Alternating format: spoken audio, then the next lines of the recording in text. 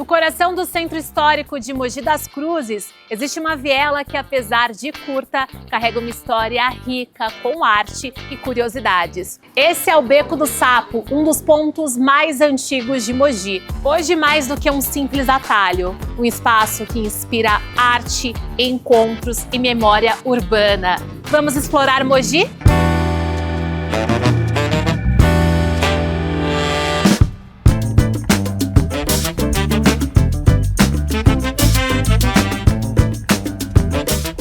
E para entender um pouco mais sobre como surgiu o Beco do Sapo, nós chamamos o historiador Glauco Richelli. Bem-vindo, Glauco.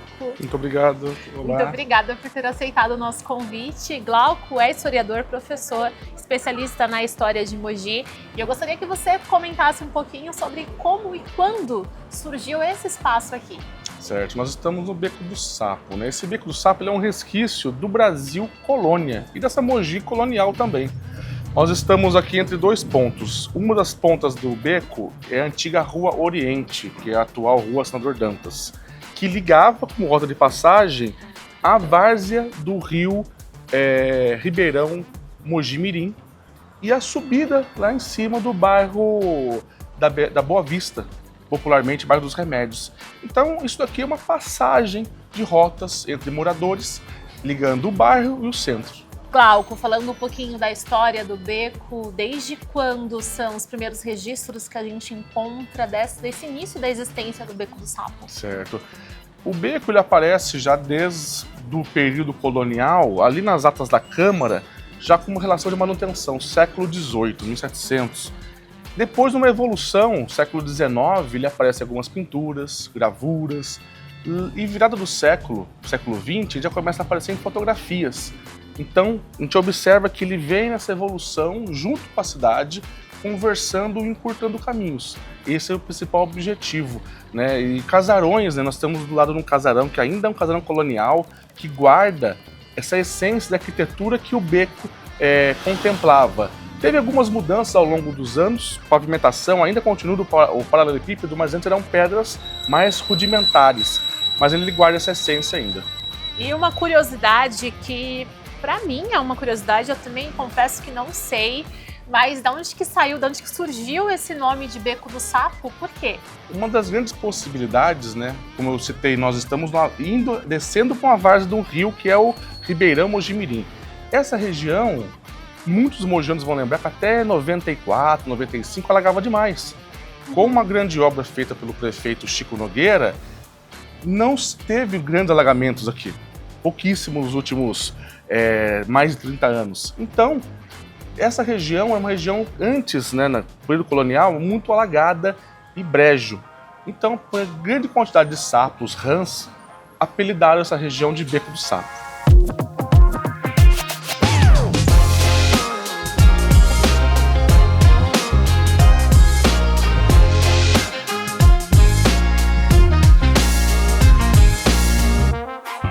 Glauco, a gente vê aqui muitas cores, artes nas paredes do beco, e eu queria saber de você, a partir de quando que o Beco do Sapo começou a ser usado como um espaço cultural? Certo. Os anos 90, os anos 2000, nós tivemos algumas experiências, né? Mas basicamente na última década, né, 2015 até 2019, ele foi muito usado por muralistas, por artistas que trabalham com grafite e também literatura e quadros, né? Aqui nós tivemos algumas exposições, tivemos também algumas pequenas feiras de autores independentes, e isso daí movimenta o centro, gera uma economia criativa e isso utiliza um espaço ressignificando toda essa área. Então é um ponto positivo para se utilizar esse espaço com a cultura. Então, Glauco, é importante que nós tenhamos aqui na nossa cidade espaços como o Beco, em que os artistas possam mostrar um pouquinho da arte, um pouquinho da cultura. Mas olhando um pouquinho mais para o passado, existem lendas, histórias do imaginário popular que são relacionadas ao Beco do Sapo?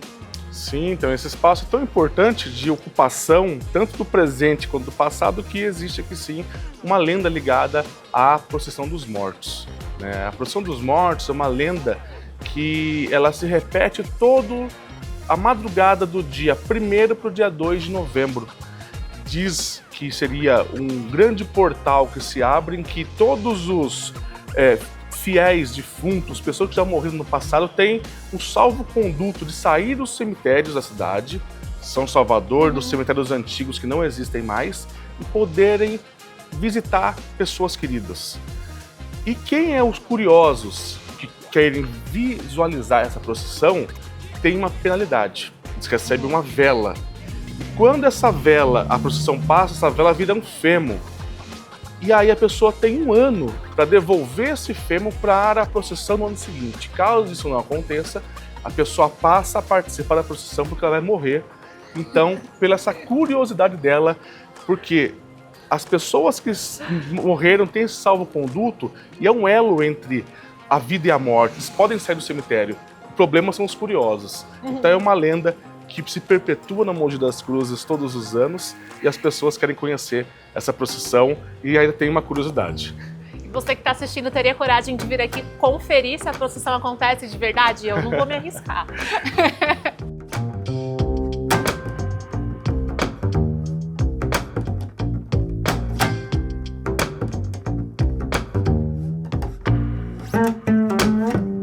Falando de hoje, qual mensagem você acredita que o Beco do Sapo conte para quem passa por aqui? Eu acredito que o Beco do Sapo ele é muito vivo e presente e ele quer que ele seja mais utilizado, não só como rota, mas como ocupação. É um ponto de cultura da cidade de Mogi das Cruzes, ele merece ser revitalizado, ele merece ser utilizado com os muralistas, grafiteiros, exposições gerais que possam ser utilizados. É um espaço que quer vida.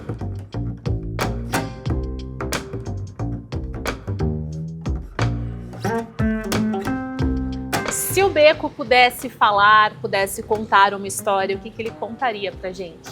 Eu acredito que o Beco ele guarda muitos segredos.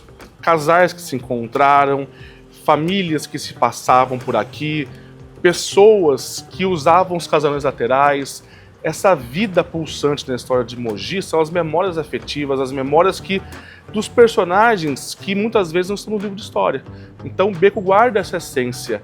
E até os dias de hoje ele tem essa mesma peculiaridade. Hoje os estudantes passam por aqui, hoje trabalhadores, habitantes dos bairros e também do centro, e ele guarda essa essência. Então acredito que ele tem muito segredo e ele pode revelar através da arte, através da sensibilidade, e os artistas têm essa conexão entre a alma do Beco e a expressão das suas artes através aí de trabalhos diversos que podem acontecer nesse espaço. E tem algum detalhe que quem passa por aqui você acha legal que a pessoa olhe ou não? Dois princípios de detalhe eu gosto demais. Primeiro é a parte bem estreita, o Beco é muito estreitinho, não é para passar moto, não é para passar carro, né? É o pedestre, né?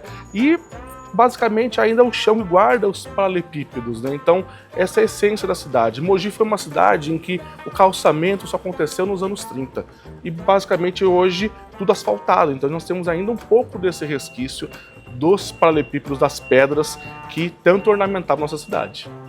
Glauco, muito obrigada por ter vindo e ter contado um pouquinho da história do Beco do Sapo aqui pra gente no Explora Mogi.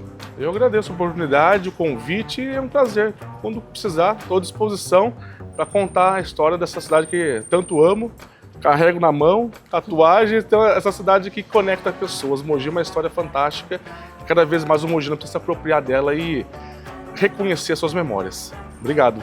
O Beco do Sapo é um espaço onde passado e presente se encontram e mostram que a história de Mogi também pode ser contada nos pequenos caminhos. E ouvir os relatos como os que o Glauco compartilhou nos ajudam a entender que preservar a memória urbana é valorizar a identidade de Mogi das Cruzes. E o Beco do Sapo segue aí como registro vivo dessa história.